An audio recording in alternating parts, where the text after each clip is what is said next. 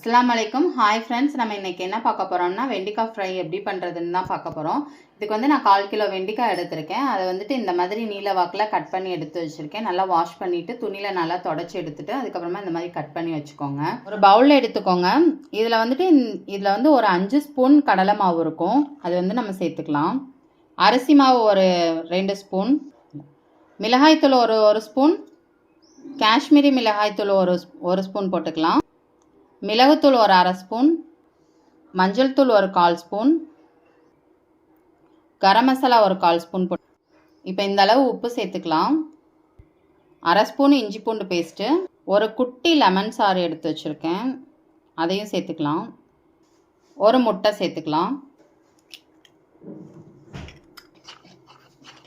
இப்போ முட்டை சேர்த்து ஃபுல்லாத்தையும் மிக்ஸ் பண்ணி விட்டுக்கோங்க. அதுக்கப்புறமா கொஞ்சமாக மட்டும் தண்ணி ஊற்றி நல்லா மிக்ஸ் பண்ணிக்கோங்க. இப்போ நம்ம வெண்டிக்காய் இதில் சேர்த்துக்கலாம். சேர்த்து நல்லா மிக்ஸ் பண்ணி இதில் எடுத்து வச்சுக்கலாம் தனித்தனியாக. இந்த மாதிரி நம்ம ஒரு பிளேட்டில் இதை ஃபுல்லாக மாற்றி வச்சுட்டு இதை வந்து கொஞ்சம் நேரம் நம்ம ஃப்ரிட்ஜில் வைக்கணும். ஒரு 1/4 மணி நேரம் கூட ஃப்ரிட்ஜில் வச்சுக்கோங்க.